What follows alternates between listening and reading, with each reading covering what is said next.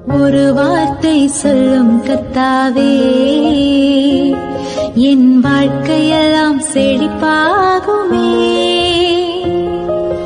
ஒரு வார்த்தை சொல்லும் கர்த்தாவே, என் வாழ்க்கையெல்லாம் செழிப்பாகுமே. ஆண்டவராகிய இயேசு கிறிஸ்துவின் இனிதான நாமத்திலே ஒரு வார்த்தை சொல்லும் கர்த்தாவே என்ற தியான நிகழ்ச்சிக்கு உங்களை அன்புடன் வரவேற்கிறோம். கர்த்தர் கிருபையாய் தந்த இந்த நல்ல நாளிலும் மீண்டும் உங்களை கர்த்தருடைய வார்த்தை மூலம் சந்திப்பதிலே மிக்க மகிழ்ச்சி அடைகிறோம். நீங்கள் எல்லாரும் சுகமாக இருக்கிறீர்களா? கர்த்தருடைய கிருபையினாலே நீங்கள் எல்லாரும் சுகமாக இருப்பீர்கள் என்று சொல்லி நாங்கள் நம்புகிறோம். கர்த்தருடைய கிருபையும் சமாதானமும் உங்கள் குடும்பங்களிலே பெருகுவதாக.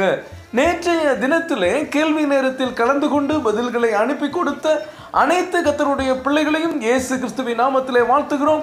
கர்த்தர் உங்களை ஆசீர்வதிப்பாராக.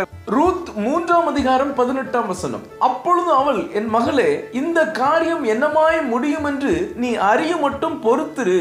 அந்த மனுஷன் இன்றைக்கு இந்த காரியத்தை முடிக்கும் முன் இளைப்பாற மாட்டான். கிறிஸ்துவுக்குள் மிகவும் அன்பான தேவனுடைய பிள்ளைகளே, கர்த்தர் இந்த நாளிலும் நமக்கு தரும் ஆசீர்வாதமான வார்த்தை என்னவென்றால், இந்த காரியம் என்னமாய் முடியும் என்று நீ அறிய மட்டும் பொறுத்திரு.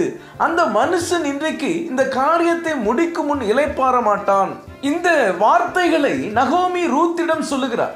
அங்கே நடந்த சம்பவம் என்னவென்றால், நகோமி ரூத்தை போவாசனுடைய களத்திற்கு நன்றாக குளித்து எண்ணெய் பூசி நல்ல வஸ்திரங்களை உடைத்து கொண்டு போகும்படி சொல்கிறார். அவளும் தன்னுடைய மாமியாரின் பேச்சுக்கு கீழ்ப்படிந்து அதன்படி செய்கிறார். அங்கே போய் போவாசின் பாதத்தண்டையிலே படுத்து உறங்குகிறார். போவாஸ் பாதி ராத்திரியிலே அருண்டு திரும்பி படுக்கிற போது ஒரு ஸ்திரீ தன் பாதத்தண்டையிலே படுத்திருக்கிறதை அவன் பார்க்கிறான். அவளுடைய நல்ல குணத்தை அவன் பாராட்டுகிறான். நீ பயப்படாதே, உனக்கு வேண்டியபடியெல்லாம் செய்வேன் என்று வாக்கு கொடுக்கிறார்.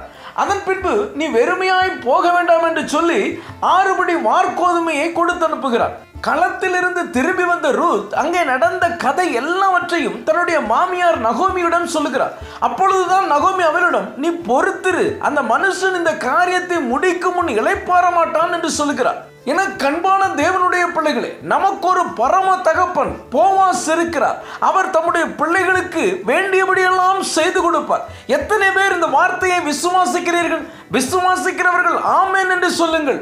இன்றைக்கு நமக்கு ரொம்ப அவசரம். எதை எடுத்தாலும் உடனே நடந்துவிட வேண்டும். எதற்காகவும் யாருக்காகவும் காத்திருக்க நமக்கு பொறுமை இல்லை. ஜெபித்த உடனே அற்புதம் நடக்க வேண்டும். இந்த காலம் அப்படி மாறிவிட்டது. ஃபாஸ்ட் ஃபுட் காலம். எல்லாம் வீட்டு வாசலுக்கு அடுத்த நொடி வர வேண்டும். பஸ்ஸில் ஏறினால் வேகமாக போக வேண்டும். எங்கேயும் 5 நிமிடம் 10 நிமிடம் கியூவில் நிற்க நமக்கு விருப்பம் இல்லை. நம்முடைய மனநிலை அப்படி மாறிவிட்டது. எல்லாவற்றிலும் அவசரம். என கண்பான தேவனுடைய பிள்ளைகளே, கர்த்தருடைய கடிகாரம் எப்பொழுதும் முந்துவதும் இல்லை, அது பிந்துவதும் இல்லை. இன்றைக்கு ஆண்டவரிடம் எந்த காரியத்திற்காக ஜெபித்திருக்கிறீர்களோ அல்லது ஜெபித்துக் கொண்டிருக்கிறீர்களோ அந்த காரியம் என்னமாய் முடியும் என்று நீங்கள் அறிய மட்டும் பொறுத்திருங்கள். நம்முடைய போவாசாகிய ஆண்டவராகிய இயேசு கிறிஸ்து உங்களுக்கு அந்த காரியத்தை நிச்சயம் முடித்து கொடுப்பார். அதை முடித்து கொடுக்கும் மட்டும் அவர் இளைப்பாற மாட்டார். நம்புங்கள். உங்களுடைய காரியத்தை கர்த்தரிடம் ஒப்படைத்து விட்டீர்கள் அல்லவா? அப்படி என்றால் கொஞ்சம் அமைதியாயிருங்கள். இன்றைக்கே எனக்கு முடிவு தெரிந்தாக வேண்டும், எனக்கு பதில் கிடைத்தாக வேண்டும், விடமாட்டேன் என்று பதட்டம் அடையாதீர்கள். ஆண்டவர் உங்களுக்கு நன்மை செய்யாமல் வேறு யாருக்கு நன்மை செய்ய போகிறார்? அவர் உங்களை மிகவும் நேசிக்கிறார்.